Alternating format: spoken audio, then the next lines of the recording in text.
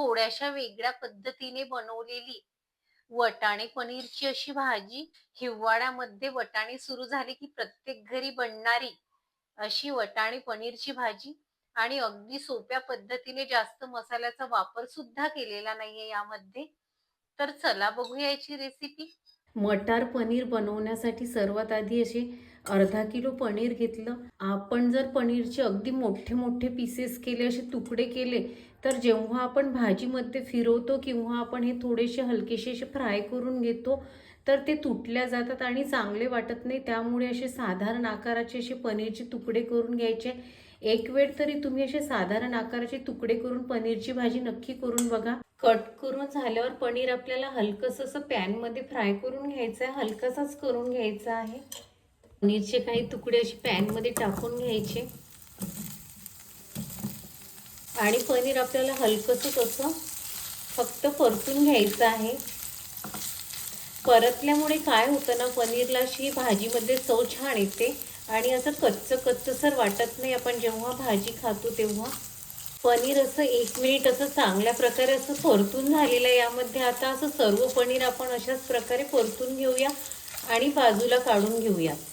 जास्त प्रमाणामध्ये जेव्हाही पाहुणे आल्यावर आपण पनीरची भाजी बनवतो तेव्हा काही ना काही गडबड होऊन जाते, पण अशा प्रकारे जर पनीरची भाजी तुम्ही बनवली तर कधीच अशी बिघडणार नाही. त्याच पॅनमध्ये मी पाणी टाकून घेतलं आणि हे वटाणे आहेत, जवळजवळ 2 वाटी वटाणे आहेत आणि एकदम फ्रेश घेतलेले आहेत. हे वटाणे आपल्याला असे एक उकडी काढून घ्यायची. वटाण्याला चांगल्या प्रकारे उकडी आलेली आहे. गॅस बंद करून घ्यायचा आणि हे वटाणे आपल्याला असेच गरम पाण्यामध्येच ठेवायचे आहेत.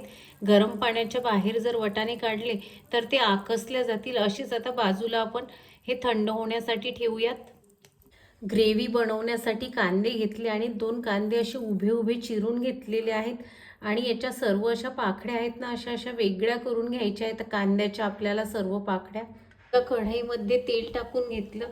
या तेलामध्ये आपल्याला कांदा ना असा भाजून वगैरे घ्यायचा नाही, तर आपल्याला असा फ्राय करून घ्यायचा आहे कांदा. आपल्याला चांगला लाल बुंद करून घ्यायचा आहे कांदा. चांगला असा सोनेरी रंगाचा कांदा झाला की आपल्याला असा बाजूला काढून घ्यायचा आहे. असा कांदा सोनेरी रंगाचा झाला आणि याचं वाटण जर आपण असं कुठल्याही भाजीमध्ये वापरून घेतलं तर त्या भाजीला चव खूप छान येते. नक्की अशा प्रकारे तुम्ही कांद्याचं वाटण करून बघा. लाल सुक्या मिरच्या आहेत 4 आणि 2 चम्मच हे सुक्कं नारळ आहे, त्याचं असं क्रश करून घेतलेलं आहे. पोहे खाण्याच्या चम्मचनी 2 चम्मच आहे आणि आपल्याला असं यामध्ये हे तेल गरमच आहे. यामध्ये आपल्याला असं थोडंसं असं मिरच्या आणि हे जे खोबरं आहे हे असं आपल्याला थोडंसं हलकं सोनेरी रंगाचं होईपर्यंत थोडंसं असं परतून घ्यायचं आहे. बघा हलका सोनेरी रंग आलेला आहे. हे सुद्धा आता आपण जे कांदा आपण हे तळून घेतलेला आहे त्यामध्ये असं टाकून घ्यायचं आहे. 2 लाल बुंद टोमॅटो आणि ही कोथिंबीर आहे, स्वच्छ धुवून घेतलेली आहे. हे वाटून घ्यायचं आहे आपल्याला. टोमॅटो आणि कोथिंबीरचं वाटण वाटून घेतलेलं आहे.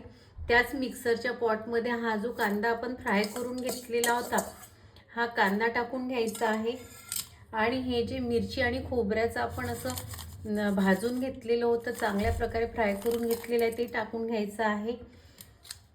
आणि एक ही छोटी विलायची आहे हिरवी, ही टाकून घ्यायची आहे आणि हे वाटून घ्यायचं आहे. त्या तेलामध्ये आपण कांदा फ्राय करून घेतला होता तेच तेल आपण वापरलेलं आहे. जिरं घेतलेलं 1 चम्मच आणि जिरं लगेचच असं तडतडलं की हे आलं आणि लसूण आहे हे छान असं क्रश करून घेतलेलं आहे, ते टाकून घ्यायचं आहे आपल्याला. आलं आणि लसूण असं हलकं सोनेरी रंगाचं झालेलं आहे. आपण जे टोमॅटो आणि कोथिंबीरचं वाटण वाटून घेतलं होतं ते टाकून घ्यायचं आपल्याला. असंच हे एक 3 ते 4 मिनिट आपण असं झाकण ठेवून हे चांगल्या प्रकारे शिजून घेऊया. एक 4 मिनिट झालेले आहे. टोमॅटो आणि कोथिंबीरचं जे वाटण आहे ह्या मसाला छान असा मस्त भाजला गेलेला आहे. कांदा, खोबरं आणि जी लाल मिरची आहे त्याचं वाटण टाकून घ्यायचं आहे आपल्याला. मसाला हा छान चांगल्या प्रकारे असा 4 ते 5 मिनिट असा भाजलेला आहे आणि चांगलं तेल सुटलेलं आहे कडेने. आता लगेचच यामध्ये हे तिखट घ्यायचं आहे. लाल तिखट आहे 3 ते 4 चम्मच लाल तिखट टाकून घ्यायचं आहे.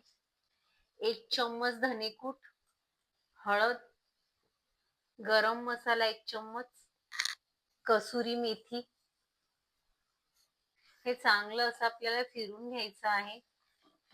मसाले चांगले फिरवल्यानंतर हे जे वटाणे आहेत हे वटाणे टाकून घ्यायचे आहेत. पनीर, चवीनुसार मीठ आणि हे जे पनीर आणि हे सर्व वटाणे टाकलेले आहे सर्व आपल्याला छान फिरून घ्यायचं आहे. जशी आपण लग्नामध्ये खातो ना, हलवाई जशी बनवतात तशीच टेस्ट येणार आहे ह्या भाजीला.